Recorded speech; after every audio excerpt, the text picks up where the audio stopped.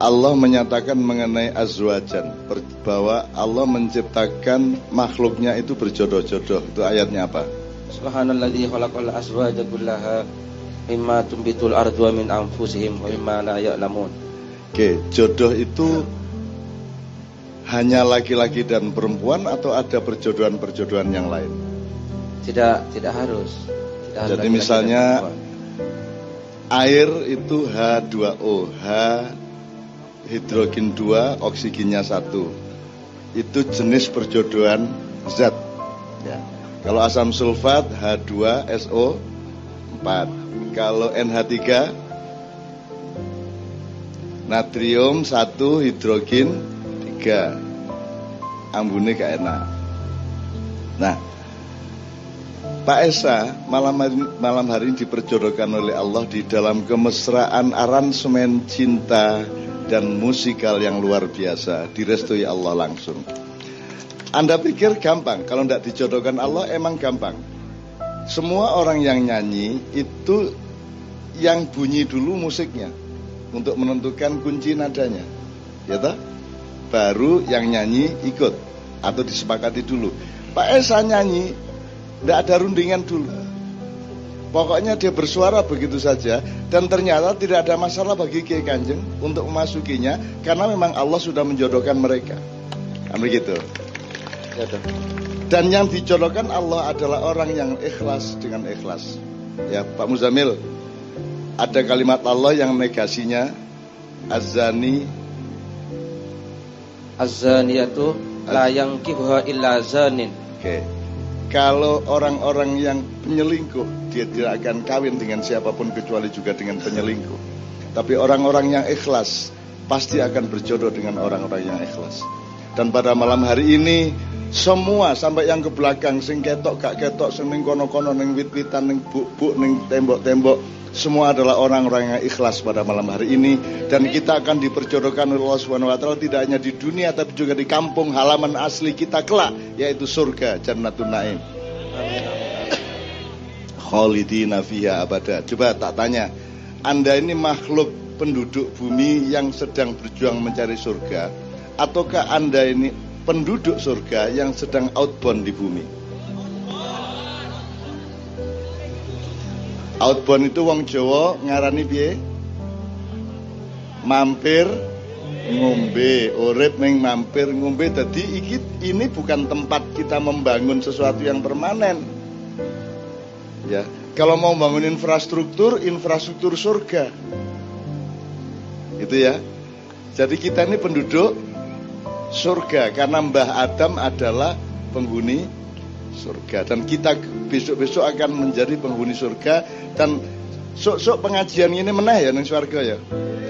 Ning kono wis ora ana tausiah, wis ora perlu, wis mlebu swarga, wis ora perlu dinasihati apa. Pokoke ning swarga wis beres urusane, gari bermesraan. Tinggal bermesraan di surga gitu ya. Ya tak dongake sing ora tercapai untuk menikahi seorang wanita yang diidamkan, nanti Allah mentakdirkannya menjadi suami istri di surga. Jadi gue tenang is, ning jono ora rabi meneh rapopo, sing penting ning swarga sesuk entuk cah-cah ayu. Amin ya rabbal alamin. Nek ento.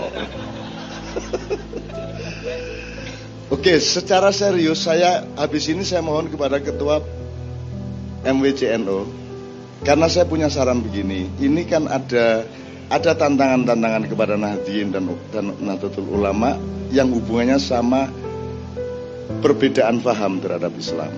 Ya. Jadi sekarang ini umat NU sedang berhadapan dengan tafsir-tafsir baru mengenai banyak hal. Misalnya mengenai tahlilan, mengenai kenduren, apa meneh, weweh, selawatan, ziarah kubur, sedekah bumi, sapi turute. Kita berhadapan dengan al-humaqah, dengan kaum ahmak, orang yang tidak bisa diajak bicara, orang yang ngertinya alif dan tidak bisa memahami a, orang apa meneh kok ho, engko hono coroko haram, engko selapanan haram suwe-suwe. Saya itu minta dengan sangat satu. Nahdlatul Ulama dari pusat, entah bagaimana pengorganisasian dan pengelolaannya, itu menyusun dan menerbitkan buku fikih, katakanlah mungkin namanya fikih Nahdliyah, yang pasti berisi fikih-fikih yang dasar, yang default mengenai hal-hal yang setiap hari menjadi panduan bagi orang Islam, tapi ada tekanan atau aksentuasi terhadap tantangan-tantangan yang sekarang sedang terjadi. Jadi ada fatwa yang jelas mengenai ziarah kubur, ada fatwa yang jelas mengenai kenduri, ada fatwa yang jelas mengenai selawatan, musik dan lain sebagainya.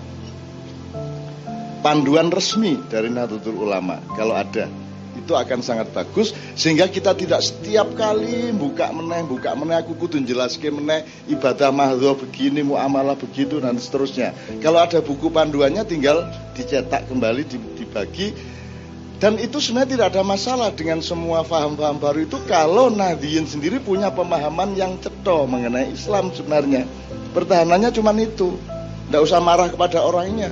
Kalau orangnya punya pendapat kayak apapun, biar saja, asal Anda sendiri yakin dengan yang Anda pahami mengenai Islam. Tuh. Termasuk Kiai Kanjeng sejak tahun 90-an awal ya wis diharam-haram kayak gitu. Kita pernah pentas di Ancol ya diprotes karena haram. Karena menurut mereka musik itu haram. Jadi nganti saiki urung paham Kiai Kanjeng musik haram ki piye. Sing dimaksud musik ki apane? Apane? Unine, lagune. Nek lagune qiraah iki ya nganggo musik, ngimami ya nganggo musik, mosok ngimami. Mosok azan bengok-bengok Allahu Akbar. Ayo salah. Enggak bisa, itu pun musik loh. Namanya rap itu. Allahu Akbar, Allahu Akbar. Ayo salah, ayo falah. Itu ya musik. Dadi sing piye sing ora entuk iki nadane, nek nada ora entuk ngomong berarti banyak haramnya, mergo ngomong mesti nganggo nada. Piye le kabare kan ada nadanya. Kalau orang Madura ndak rembek sampean. Ndak rembek, Cong. Yang itu kan itu nada. Sing diharamke sing endi? Nek irama, bagaimana hidup tanpa irama? Bunyi, bagaimana hidup tanpa bunyi? Kan begitu. Jadi yang diharamkan adalah alatnya. Alatnya. Lalu terus untuk apa? Allah menciptakan benda, menciptakan kayu, menciptakan logam. Kalau tidak untuk kita nikmati, sepanjang tidak melanggar syariat Allah. Maka kita harus paham, sing jenenge melanggar sing kepriye. Moga kita ulang satu lagi ya. Kita ulang satu tok aja. Islam itu terdiri dari 3,5% dari ayat Al-Quran yang namanya ibadah mahdhah. Yang 96,5% itu ayat-ayat yang menyangkut ibadah muamalah. Gitu aja gampangannya ya. Istilahnya boleh beda, tapi pokoknya mahdhah adalah yang oleh Allah diperintahkan langsung atau dilarang langsung. Kalau muamalah adalah inisiatif manusia untuk mendekat kepada Allah. Jadi kalau mahdhah itu dari langit ke bumi, kalau muamalah dari bumi ke langit, gitu ya. Nah, mahdhah itu iki mengbaleni lho ya, aku ora ceramah lho, iki mengbaleni pemahaman. Mahdhah iki pokoke ngene iki pedomane. Ojo, jangan melakukan apapun kecuali yang aku perintahkan. Ngono tok. Jadi kalau tidak diperintah Allah, tidak usah dilakukan. Jangan lakukan apapun kecuali yang diperintahkan oleh Allah Subhanahu Wa Taala melalui Rasulullah Sallallahu Alaihi Wasallam. Kalau muamalah, lakukan apa saja. Apa wae sakarepmu asal tidak melanggar syariat Allah. Kan gitu. Dadi mancing untuk orang. Kanjeng Nabi tahu mancing ora? Ning mancing entuk ora? Ya kecuali mancing ning kolame tanggamu. Wah, kuwi sing salah udah mancinge ning panggonane kan gitu. Jadi lakukan apa saja asal tidak melanggar syariat Allah. Kan begitu. Sudah bebas apa saja. Nanti Pak Muzamil tolong menjelaskan konteks kalimat wa ma khalaqtul jinna wal insa illa liya'budun. Kalimatnya bukan inni khalaqtul jinna wal insa liya'budun, tapi kalimatnya adalah wama khalaqtul jinna wal insa illa liya'budun. Nanti dulu Muzamil. Ini urutannya begitu, nanti PR dulu. Nah, jadi sekarang ngerti ya. Kenduren untuk orang. Ada melanggar Islam enggak? Melanggar silaturahmi enggak Genduren? Baik enggak untuk silaturahmi? Mengakrabkan seduluran ora? Ya, karo nulung wong sing ora iso mangan. Nggih. Kowe kan seneng nek ana Genduren. Nek ora diundang kan kowe kelintar-kelintar ngarepe omahe. Bukan hanya boleh, dia baik. Yang tidak boleh adalah nek kue nganak-nganakke. Jadi bukan Gendurennya yang tidak boleh nganak-nganakke. Wong kue duwe utang oke, wong ndak traktir wong oke kan begitu. Gitu loh. Jadi apalagi yang sholawat. Sholawat itu kan pernyataan cinta kepada Rasulullah, kan begitu. Nah kalau sholawat tidak boleh lah. Kalau tahiyat kan nganggo sholawat. Tapi ya terus tahiyatnya dipotong gitu. Kenapa kita bersolawat? Karena Allah akan menjadi lebih dekat denganmu kalau engkau mencintai kekasihnya, kan begitu. Kalau kita berdoa kepada Allah langsung tanpa solawat, berarti yang kita andalkan adalah diri kita sendiri. Saya tanya, bisa nggak dirimu diandalkan di depan Allah? Bisa nggak aku diandalkan di depan Allah? Tidak. Yang bisa diandalkan di depan Allah hanya Rasulullah SAW. Maka kalau kita merayu Allah, kita nyatakan cinta kita kepada kekasihnya, yaitu Rasulullah SAW. Maka doa kita akan menjadi lebih mudah untuk dikabulkan. Itu sebabnya kita bersolawat. Jadi sing dilarang piye nih? Ini pokoknya kita tegaskan sekali lagi ya. Angger jenengan ngerti masalah kan wis beres jane ora ono masalah. Karena Anda ini bertetangga dengan daerah-daerah yang ada gitu-gitu. Ya toh klebon-klebon sing ora lah kowe aja kupo, kowe wis ngerti kok. Apa meneh liyane ziarah kubur. Ziarah kubur ra entuk. Jare birrul walidain. Birrul walidain itu apa? Menghormati orang tua, bapakmu tok ya apa mbahmu juga. Buyut juga.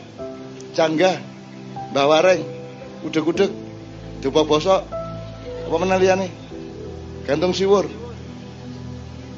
Sampai 18. Itu semua walidain apa tidak? Semua adalah orang tua. Aku saiki takon, nek bapakmu wis ning kuburan, kowe sing duwe wong tua ora? Kuwi tetep wong tuamu dudu sing ning kuburan. Lah kowe kudu apik to karo wong tuamu. Kok parani? Kok ora entuk? Kok parani? Dudu kuburane, tapi hakikat bahwa kamu punya orang tua yang sekarang sedang mengalami transformasi jasad dia, di mana tulang belulangnya ada di dalam tanah, tapi hakikinya bapak, kakek, mbahmu itu tetap ada di dalam kehidupan.